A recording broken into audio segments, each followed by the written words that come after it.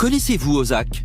C'est le premier site de vente privilège de places de cinéma qui vous fait économiser jusqu'à 50% sur vos séances. Et à ce prix-là, on se fait 2 fois plus plaisir en allant voir 2 fois plus de films. Ou on paye la place de sa belle-mère. C'est comme vous voulez. Alors, on se fait une soirée ciné ? Rendez-vous sur ozak.fr. ozzak.fr. Qu'est-ce que tu m'as fait, là? C'est une bonne situation, ça, Scribe. Arrête de les assommer avec toutes ces questions, tu vois bien que ça les fatigue. Il faut que ça pop. Les héros, épisode 11. Lucas Bernard vient nous présenter son nouveau long métrage, À toute allure. Elle est officier de sous-marin tactique. Il est steward. Ils se rencontrent lors d'une escale, mais leur aventure naissante doit subitement s'interrompre.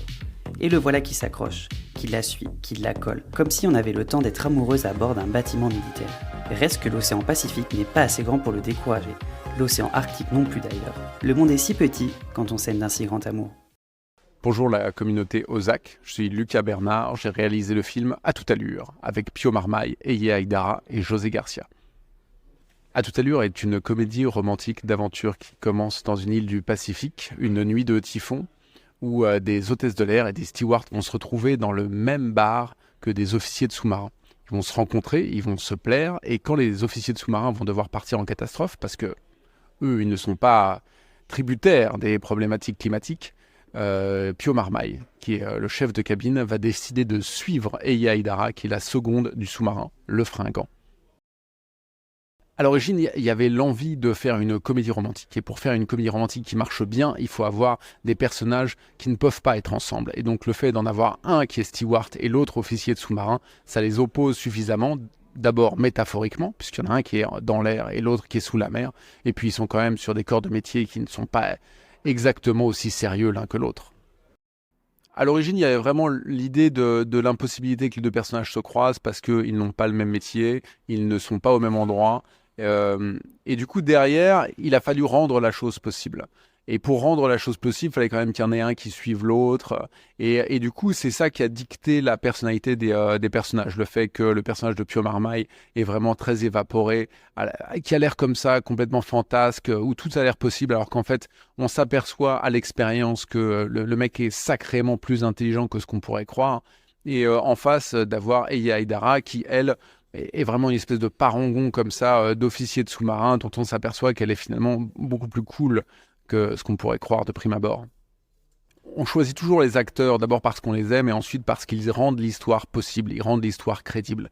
Et Pio Marmaille, il a cette espèce de super pouvoir d'être excessivement sympathique, c'est-à-dire qu'alors même que c'est un passager clandestin dans un sous-marin, tout le monde le trouve super cool. Et Eye Aïdara, alors même que c'est quand même une nénette qui a une grande beauté, une espèce de grande douceur, elle a cette espèce de magnétisme qui fait que quand elle donne des ordres à 50 personnes, les 50 personnes, ils obéissent. La comédie romantique, ça agit un peu comme la réconciliation des couples au moment de choisir un film, quoi. Les filles, les garçons, une bonne comédie romantique peut allier à la fois la dimension émotionnelle qui peut faire pleurer tout le monde, y compris les garçons, et en même temps qui peut laisser s'exprimer toute la dimension caustique des rapports humains, puisque c'est toujours deux personnages qui refusent d'admettre qu'ils sont amoureux l'un de l'autre, ce qui est souvent le théâtre de beaucoup de mauvaise foi, ce qui est en général assez jubilatoire. Chaque film contient en lui-même des challenges vraiment excessivement différents. Sur celui-là, ce qui était très très drôle, ce qui était très jubilatoire pour moi et pour une partie non négligeable de l'équipe qui est de ma génération, c'est que ça nous permettait de propulser la comédie romantique à l'intérieur de décors cinématographiques qu'on avait vus dans les années 80-90 avec les films de Steven Spielberg, avec Jurassic Park, avec Octobre Rouge. Et du coup, il y avait toute une dimension comme ça où il fallait retrouver certains aspects de la comédie, certains aspects des films d'aventure, certains aspects des films de guerre dans lesquels on allait propulser un personnage totalement fantasque. Et ça, c'était comme un mélange de langage cinématographique qui était un vrai défi. Le genre de la comédie romantique est un genre qui pour moi se passe très très bien de personnages de méchants. C'est l'un des rares, c'est vraiment un espace cinématographique dans lequel on peut développer beaucoup de personnages sans qu'il y ait besoin d'une opposition. Voilà, dans les schémas narratifs que je me souviens d'avoir appris au collège, il y avait l'adjuvant, l'opposant, voilà, il y avait la némésis et tout. Et dans la comédie romantique, le seul personnage que les personnages principaux affrontent, c'est eux-mêmes. C'est leur refus de se laisser aller et d'aller vers l'amour. Donc, tous les personnages sont construits autour de cette idée. Tous les militaires, en fait, sont cool. Tous les militaires... Et toute l'ambiance est assez bisounours comme ça.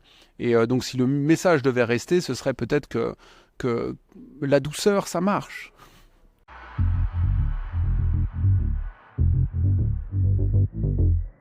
Il y a 2 anecdotes rigolotes sur 2 personnages. La première, c'est vraiment l'élitreillage de Pio, qui était au tout premier jour de tournage où voilà, il fallait qu'on le fasse, que l'armée prenne Pio au bout d'un câble et l'emporte devant la caméra comme ça sur 20 mètres. Et c'était le premier jour de tournage, on ne savait pas trop si on allait réussir à faire le film, il y avait beaucoup de choses à faire. On s'est dit, bon bah voilà, au moins l'avantage c'est qu'on commence par un truc très difficile, si ça se passe bien, on sait qu'on aura de la chance. Et du coup à la cantine, il y a Pio qui vient me voir, qui me dit, mais qu'est-ce qu'on va faire exactement avec ton histoire d'élitreillage ? Je dis, oui, il y a 10 mètres, enfin je sais pas trop. Et puis je lui dis, tu sais, sur le Champ du Loup, François Civil, il a été doublé pour son élitreillage, mais voilà. Et bah du coup, lui, il l'a fait vraiment, Pio Marmaille, il a fait son élitreillage comme un grand, et je sais pas s'il prévoit de le refaire tous les matins, mais il l'a fait avec beaucoup de courage, je dois dire. Tout ceci étant dit, si vous aimez le cinéma, si vous aimez les films d'aventure... Merde, attends, je vais faire Belmondo, c'est drôle ça. Bref. Si vous aimez le cinéma, si vous aimez les comédies romantiques, et si vous aimez les films d'aventure, je ne peux que vous conseiller d'aller voir À toute allure le 6 novembre au cinéma. À toute allure, avec Pio Marmaille, Elie Aïdara et José Garcia, est à retrouver en salle depuis le 6 novembre 2024.